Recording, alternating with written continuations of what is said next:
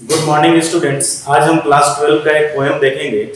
Poem का नाम है आंट जेनिफर्स टाइगर्स, जो एड्रियल रीच ने लिखा। यूएसए की जन्मी हुई, यानी बाय बर्थ जो है यूएसए की थी, और उन्होंने एक पोएम लिखा है। इस पोएम को सोसाइटी यानी कि सोशल एविल के ऊपर में उन्होंने फोकस किया है। अब सोशल एविल क्या है? The discrimination of the women in the men dominating society. कहने का मतलब क्या है कि क्रशिंग सिचुएशन ऑफ वुमेन का जो है इन मेन डोमिनेटिंग सोसाइटी में है, उसके ऊपर में उन्होंने डिस्क्राइब किया है, एक्सप्लेन किया है इस पोएम में। बड़ा ही पिटीफुल, बड़ा ही जो है मिजरेबल कंडीशन को डिनोट किया है एक वुमेन के बारे में, एक औरत के बारे में जो अपने मैरिड लाइफ से अनहैप्पी थी, और मैरिड लाइफ से अनहैप्पी थी जिसके वजह से जो है उन्होंने एक साइलेंट रिवोल्ट को जो है उन्होंने दिया, यानी एक छुपा हुआ विद्रोह उन्होंने दिया। यानी कि आंट जेनिफर ने एक छुपा हुआ विद्रोह अपने मैरिड लाइफ के टुवर्ड्स में इस पोएम में दिया हुआ है। चलिए पोएम को स्टार्ट करते हैं और देखेंगे डिटेल। आपने देखा होगा कि समाज में हमारे सोसाइटी में औरतों की यानी कि वुमेन्स की कंडीशंस जो होती है वो बहुत ही मिजरेबल है, बहुत ही खराब है इन मेन डोमिनेटिंग सोसाइटी में। जस्ट एज ए पपेट लोग ट्रीट करते हैं उसको। तो यहाँ हम लोगों को सीख लेनी चाहिए इस पोएम से कि वुमेन्स जो है वो आल्सो जो है एक ह्यूमन बीइंग्स है, यानी कि एक इंसान है, और हम लोगों को ट्राई करना चाहिए टू अंडरस्टैंड देयर फीलिंग्स को एंड ट्रीट करना चाहिए एज ए ह्यूमन। तो चलिए हम लोग बात करते हैं। आंट जेनिफर ने अपने हस्बैंड के फ्रंट पार्ट ऑफ स्वेटर पर एक फोटो डिस्क्राइब किया, एक फोटोग्राफ बनाया। और वो फोटोग्राफ किस चीज का था? एक डेंस फॉरेस्ट, और कुछ पेड़ थे, पेड़ के नीचे कुछ पर्सन्स खड़े थे, और सामने जो है कुछ टाइगर्स जो है from one place to another place जो है मूव कर रहे थे, यानी कि one place to another place में मूव कर रहे थे। ये उन्होंने इस फोटोग्राफ में दिखाया। फिर से सुनना है कि आंट जेनिफर मेड किया the photograph of A tiger on the front part of the sweater of her husband. और अब क्वेश्चन ये है कि front part of the sweater पर उन्होंने जो टाइगर का फोटोग्राफ बनाया, वो टाइगर का फोटोग्राफ क्यों बनाया? तो उसका आंसर है कि she has made the photograph to express her feelings और ए साइलेंट रिवोल्ट। तो चलिए हम लोग पोएम का लाइन बाय लाइन देखते हैं। सबसे पहले एडम रीच ने कहा कि एंट जेनिफर्स, फर्स्ट लाइन देखेंगे, aunt Jennifer's tigers prance across a screen. यानी कि जो फोटोग्राफ उन्होंने बनाया था कोई लाइव टाइगर नहीं है, लेकिन कहा गया है कि उनके टाइगर्स जो है प्रैंस कर रहे हैं। प्रैंस का मतलब उछल करके, कूद करके, यानी कि चल रहे हैं। कहां? अक्रॉस ए स्क्रीन, यानी कि पूरे फ्रंट पार्ट के ऊपर में एक जगह से दूसरी जगह चल रहे हैं टाइगर्स। टाइगर्स के बारे में बात किया गया, उनके कलर के बारे में, कैसा कलर होता है। तो देखिए ब्राइट कलर का और टोपाज एक टाइप ऑफ स्टोन है जो येलोइश कलर का होता है। तो बाघ का भी कलर जो है उसी टोपाज के कलर का है। और ये डेनिजन्स, ये निवासी है, इनहैबिटेंट है, कहां के? ऑफ द फॉरेस्ट का। क्योंकि यहाँ पर देखिए दिया हुआ है डेनिजन्स से निवासी है of a world of green. यहाँ ग्रीन वर्ड फॉरेस्ट को डिनोट करता है, यानी कि बाघ जो है जंगल के निवासी हैं। फिर से देखना है कि आंट जेनिफर से टाइगर जो है प्रैंस कर रहे हैं अक्रॉस ए स्क्रीन, और ब्राइट टोपाज कलर यानी पीले कलर का, येलोइश कलर के हैं, और इनहैबिटेंट ऑफ द फॉरेस्ट है। फिर देखिए कहता है क्या कि पेड़ है, ट्री के नीचे में, यानी under the tree some men जो है आर स्टैंडिंग, यानी कुछ लोग वहां पर खड़े हैं। तो उसके बारे में कहा है कि दे, यानी कि दे वर्ड यूज किया गया है फ्रॉम द टाइगर्स के लिए, यानी कि टाइगर्स जो है डू नॉट फियर, यानी कि डरते नहीं है, द मेन से, यानी कि उन लोगों से जो बीनीथ द ट्री, यानी कि ट्री यानी कि पेड़ के नीचे जो खड़े हैं उनसे बाघ डरते नहीं है। अब यहाँ पर एक क्वेश्चन है कि बाघ डरते नहीं है, आखिर एक्चुअली बाघ है कौन? बाघ जो है, टाइगर्स जो है इज अ फीलिंग है, आंट जेनिफर की फीलिंग्स है। और अपने लाइफ में आंट जेनिफर अपने हस्बैंड से डरती हैं, बट जो है अपने इमेजिनेशन में, अपने फीलिंग्स में जो है आंट जेनिफर डरती नहीं है। तो टाइगर्स जो है वो डिनोट करते हैं आंट जेनिफर के फीलिंग को, यानी कि खुद आंट जेनिफर है, तो इसीलिए वो बाघ डरते नहीं। अब यहाँ पर है मेन बीनीथ द ट्री। अब कुछ लोग जो है पेड़ के नीचे जो खड़े हैं, एक्चुअली वो कौन है? यहाँ पर एक क्वेश्चन राइज होता है कि कौन है। तो एक्चुअली जो है पेड़ के नीचे जो मेन जो है खड़े हैं वो डिनोट्स करते हैं मेन डोमिनेटिंग सोसाइटी को, यानी पुरुष प्रधान समाज को डिनोट्स करता है। तो आंट जेनिफर डरती नहीं है इन लोगों से। फिर देखिए फिर बाघों के लिए आया है, यानी आंट जेनिफर की फीलिंग्स है यहाँ पर कि दे पेस, कदम बढ़ा रहे हैं। पेस का मतलब होता है कदम बढ़ाना। इनस्ली, बड़ा ही स्मूथली जो है, आराम से, मतलब डर नहीं है उनके अंदर में, सिबलिरिक जो है बड़ा निश्चिंत होकर के जो है, कॉन्फिडेंट निश्चय होकर के जो है वो विश्वास के साथ चल रहे हैं। और सर्टेनिटी का भी मतलब विश्वास होता है, यानी कि बाघ जो है स्मूथली जो है कदम बढ़ा रहे हैं, आराम से चल रहे हैं। सिबलिरिक यानी कि विश्वास के साथ, या सर्टेनिटी जो है यानी कि गर्व के साथ जो है, प्राउडनेस के साथ चल रहे हैं, वो लोगों से नहीं डरते हैं। फर्स्ट स्टैंजा आपका यहाँ पर खत्म हुआ, जिसमें सिचुएशन दिखाया गया कि आंट जेनिफर के टाइगर्स का सिचुएशन। तो आप बार-बार कह रहे हैं आंट जेनिफर के टाइगर्स, यानी कि कोई लाइव नहीं है, कोई जीवित नहीं है, बल्कि एक फोटोग्राफ में टाइगर है और खुद आंट जेनिफर के फीलिंग्स है। दूसरे स्टैंजा में देखिए आंट जेनिफर कर क्या रही थी, जानते हैं कि अपने मैरिड लाइफ से खुश नहीं थे। तो देखिए कहता है कि आंट जेनिफर उस समय कर क्या रही थी, क्वेश्चन रेज होता है। तो कहते हैं क्या आंट जेनिफर्स फिंगर्स, यानी कि उनके फिंगर्स जो है फ्लूटरिंग का मतलब होता है थिरकना, यानी कि आंट जेनिफर फिंगर्स फ्लूटरिंग कर रहे थे किस चीज के ऊपर में, तो थ्रू वूल, हर वूल का मतलब ऊन होता है, यानी कि हम कह सकते हैं कि she was making the sweater for husband, यानी कि आंट जेनिफर जो है उस समय क्या कर रही थी, उनके हाथ फ्लूटरिंग कर रहे थे उनके ऊपर में, यानी कि स्वेटर बना रही थी। क्यों फ्लूटरिंग कर रहे थे is the question, answer will be कि she was making the sweater for husband. चलिए अब आंट जेनिफर के हाथ जो है तेजी से चल रहे थे, लेकिन अचानक देखिए कहता है सेकंड लाइन में you find even the Ivory, Ivory का मतलब होता है हाथी दांत, हाथी का दांत, उससे बना हुआ नेडल यानी कि कांटा, जिससे ऊन और कांटे का यूज करते हैं आप, यानी कि नेडल हार्ड टू पुल, यानी कि खींचने में बहुत ही कठिनाई महसूस हो रहे थे।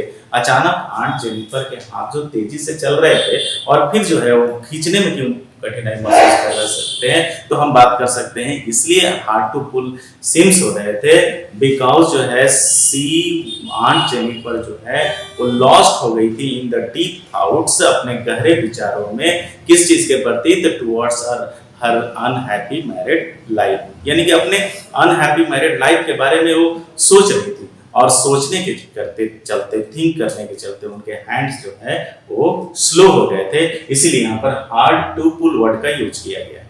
नेक्स्ट तीसरे लाइन में देखेंगे, तीसरे लाइन में कह रहे हैं क्या, ये मैसी, मैसी मतलब भारी भरकम होता है, वेट, वेट का मतलब वजन होता है, ऑफ अंकल्स वेडिंग बैंड, यानी कि अंकल्स के शादीशुदा बंधन जो था उनके लिए भारी महसूस हो रहे थे। क्यों महसूस हो रहे थे, because she was not happy with him, यानी उनके साथ वो खुश नहीं थी, अपने मैरिड लाइफ से सेटिस्फाइड नहीं थी। दैट्स वाई जो है इस लाइन में दिखाया गया है कि her wedding band seems as a like a massive weight, यानी कि मैसिव वेट की तरह दिख रहे थे।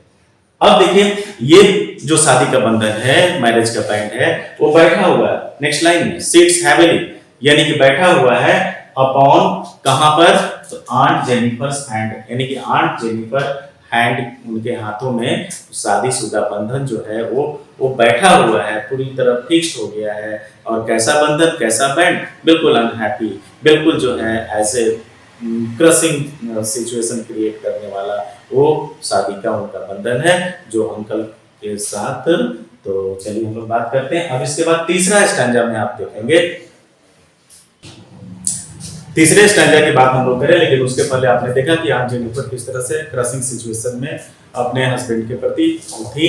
तो तीसरे स्टैंजा में कहा कि जीते जी तो आंट जेनिफर अपने हस्बैंड से, यानी कि अपने पति से जो है बहुत ही ज्यादा ट्रस्ट रहा करती थी, डरती थी। लेकिन तीसरे स्टैंजा में कि व्हेन, यानी आंट जब डेड हो जाती है, यानी कि जब उनकी मृत्यु हो जाती है, इस दुनिया में नहीं रहती, तो व्हेन आंट इज डेड, यानी कि जब आंट डेड हो जाती है, आंट जेनिफर मर जाती है, तो हर टेरिफाइड, उनका टेरिफाइड का हिंदी होता है यानी कि आतंकित, डरा हुआ जो हैंड जो है वो लाई हो जाएगा, वो भी जो है आजाद हो जाएगा। यानी मरने के बाद जीते जी तो आंट जेनिफर अपने अनहैप्पी मैरिड लाइफ में बंधी हुई थी, मैसिव वेट की तरह उनका अनहैप्पी मैरिड लाइफ था, लेकिन मरने के बाद जो है बिल्कुल फ्री हो जाएंगी फ्रॉम दैट क्रशिंग सिचुएशन से। तो कहता है क्या कि आंट जेनिफर जब फ्री हो जाएंगे, उनके हैंड्स जो है वो भी आजाद हो जाएंगे, लेकिन स्टिल रिंग विथ ऑर्डर्स। अब यहाँ पर रिंग वर्ड का यूज किया गया, रिंग बड़ा ही इंपॉर्टेंट आपके एग्जाम के लिए, रिंग वर्ड यूज किया गया है डिनोट करने के लिए तो मैरिज बैंड को, यानी कि शादी के बंधन को। क्यों, क्योंकि रिंग से ही जो है आपने देखा होगा कि शादियां होती है, रिंग सेरेमनी यानी कि वो शादी होती है, तो स्टिल रिंग, यानी उनके हाथों में जो शादी का बंधन पड़ा हुआ था, यानी कि रिंग जो पड़ा हुआ था उसकी कठोरता से, ऑर्डियंस का मतलब होता है कठोरता, तो with ordeals she was mastered by, जिससे कि आंट जेनिफर बंधी हुई थी उससे वो आजाद हो जाएंगी। यानी कि रिंग वर्ड डिनोट करता है मैरिज बैंड। और कहता है क्या कि आंटी तो इस दुनिया से चली जाएंगी, लेकिन जो टाइगर यानी कि front part of the sweater के ऊपर में टाइगर को जो उन्होंने मेक किया था, यानी कि the tiger in the panel, यानी कि front part of the sweater को पैनल डिनोट्स करता है। दैट सी मेड, जिसको कि उन्होंने बनाया था, वो टाइगर्स जो है विल गो ऑन prancing, उसी तरह से उछलते हुए चलेंगे, प्राउड और अनफेयर्ड, यानी गर्व के साथ और बिना डरे हुए चलेंगे। यानी यहाँ पर बताया गया है कि after the death of the aunt Jennifer, she will be free from the all orders of the marriage band, अपने मैरिज बैंड से वे बिल्कुल आजाद हो जाएंगे। लेकिन जो फोटोग्राफ ऑफ टाइगर्स का है वो ऑलवेज जो है अंकल को याद दिलाता रहेगा the silent revolt of Aunt Jennifer's, in other words यानी कि आंट जेनिफर्स के फीलिंग्स को अंकल को याद दिलाता रहेगा। ये था आपका एक छोटा सा पोएम एड्रिन रीच ने, जो सोसाइटी के ऊपर में वोमेन के क्रशिंग सिचुएशन के ऊपर में फोकस करते हुए राइट किया है। और यहाँ देखेंगे कुछ वर्ड मीनिंग है इस पोएम से निकाला गया। जैसे फर्स्ट है प्रैंस, प्रैंस की हिंदी होती है उछलना, डेनिजेंस का हिंदी होता है निवासी, बीनीथ का मतलब नीचे, स्लीप का मतलब आराम से, सिवलरी का मतलब निश्चिंत होकर के, और यहाँ आपने देखा सर्टेनिटी का मतलब विश्वास या प्राउडनेस के साथ में, फ्लोटिंग का मतलब थिरकना, थिरकना का मतलब चलना होता है। यानी कि आंट जेनिफर जब when she was making the sweater, and massive का भारी या बड़ा, ऑडियंस का मतलब होता है कठोरता, यानी कि hardship experience of the marriage band, और मास्टर्ड का मतलब जिससे कि शी वाज बंधी हुई थी, जिससे कि वो बंधी हुई थी। तो ये आपका हो गया वर्ड मीनिंग। चलिए हम लोग देखते हैं शॉर्ट में इस पोएम को एक बार फिर से, चलिए देखिए। चलिए शॉर्ट में इस समरी को देखते हैं। यानी कि aunt Jennifer tigers, aunt Jennifer ने फोटोग्राफ मेक किया अपने हस्बैंड के front part of the sweater पर। रीजन उसका क्या था? टू डिनोट करने के लिए, to express her inner feelings को, and inner feeling that means की silent revolt about her unhappy married life के बारे में। यानी उन्होंने जंगल का फोटोग्राफ बनाया, यानी कि डेंस फॉरेस्ट का फोटोग्राफ बनाया, और एक पेड़ के नीचे कुछ पर्सन्स को उन्होंने खड़ा किया। और ये देखिए tigers, tiger, tiger that means कि टाइगर एक प्लेस से टाइगर अनदर प्लेस पर मूव कर रहे थे, from one place to another place में। ये सिचुएशन है। कहा गया कि colour of the tiger is yellowish, यानी कि येलोइश कलर के टाइगर्स हैं, और विदाउट जो है फियर ऑफ दिस मैन से जो है वो मूव कर रहे हैं from one side to another side. यानी कहा गया है कि मेन जो है ये डिनोट करता है मेन डोमिनेटिंग सोसाइटी को, और टाइगर डिनोट्स करता है, जैसा कि आपने अभी थोड़ी देर पहले पोएम्स में देखा, कि आंट जेनिफर के फीलिंग्स को। यानी कि इन अदर वर्ड्स में tiger is Aunt Jennifer and the man beneath the tree is the man dominating society. तो एक जगह से दूसरी जगह चल रहे हैं विदाउट फियर, बिना डरे हुए, प्राउडनेस के साथ में, विश्वास के साथ में, सर्टेनिटी के साथ में चल रहे हैं।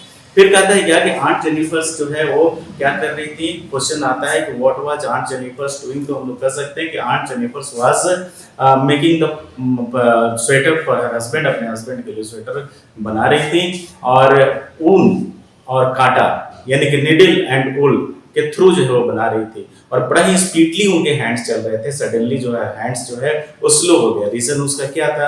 हार्ड टू पुल हो गया। रीजन उसका क्या था?